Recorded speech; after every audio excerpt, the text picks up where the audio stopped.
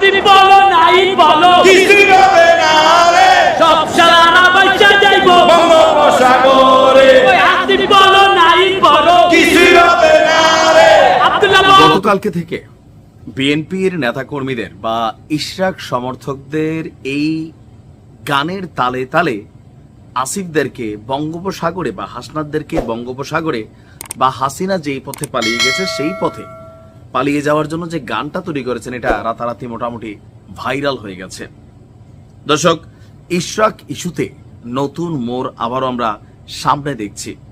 তবে পরিবেশ পরিস্থিতি যতটুকু সামনে আসছে মনে হয় না যে ইশরাকের কপালে এই মেয়র পদটা আদৌ আছে অথবা শপথ গ্রহণ করতে পারবেন।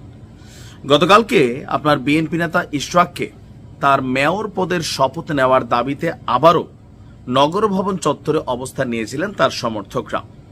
মূল ফটক সহ সবখানে তালা ঝুলিয়ে দেওয়ায় বন্ধ হয়ে গেছে নাগরিক সেবা। গুড়ি গুড়ি বৃষ্টিকে উপেক্ষা করে ইশরাকের সমর্থকরা সেখানে কি বলা হয় যে এক হয়েছেন এবং বলছেন যে ইশরাক ভাই ভয় নাই, রাজপথ ছাড়ি নাই, শপথ নিয়ে টালবাহানা মানব না, এগিয়ে চলো, আমরা আছি তোমার কাছে, তোমার সাথে।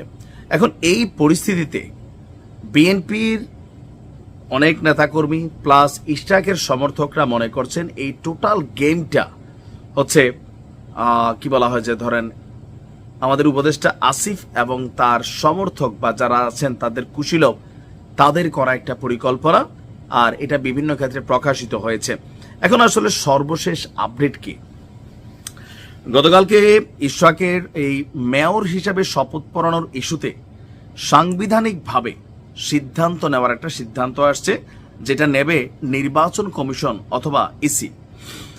আর গতকালকে এই রায় দিয়েছেন প্রধান বিচারপতি ডক্টর সৈয়দ রেফাত আহমেদের নেতৃত্বাধীন 7 বিচারপতির যে পূর্ণাঙ্গ আপিল বেঞ্চ আছে, একই সঙ্গে পর্যবেক্ষণ সহ আপিল নিষ্পত্তি করা হয়।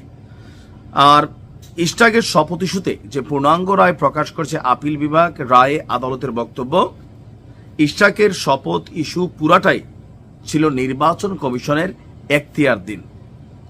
আর লিভ টু আপিলকারী আইনজীবী যিনি আছেন মোহাম্মদ হোসেন, তিনি বলছেন নির্বাচনী ট্রাইব্যুনালে রায়ের বিরুদ্ধে আপিল করায় বিলম্ব মার্জনা করে আপিল গ্রহণের কথা বলেছেন হাইকোর্ট। এখন আপিল বিভাগ এবং হাইকোর্ট বিভাগের সিদ্ধান্ত একসঙ্গে পড়লে অর্থ দাঁড়ায় যে নির্বাচন কমিশনকে আপিল করার জন্য বলছেন, যা এতদিন তারা করতে ব্যর্থ হয়েছে। পর্যবেক্ষণে ইসিকে দায়িত্ব দেওয়া হয়েছে, ফলে ইসিকে আপিল করতে বাধ্য, তা না হলে আইনগত পদক্ষেপ নেওয়া হবে। মোটা বাংলায় যদি আমরা বলি, ইশরাক আসলে শপথ পড়তে পারবেন না। কেন পারবেন না? ইসির উপর দায়িত্ব দেওয়া হয়েছে। এখন যারা রিটকারী আইনজীবী, যারা এই শপথটাকে আটকায় দিছে, তাদের বক্তব্য ইসিকে মামলা করতে হবে। তো যদি ইসি মামলা না করে মেয়র শপথ পড়াই দেয়, তাহলে তার বিরুদ্ধে আদালতে আবার যাবে আপনার এই রিটকারী আইনজীবীরা। এখানে বিশাল প্যাচ আছে।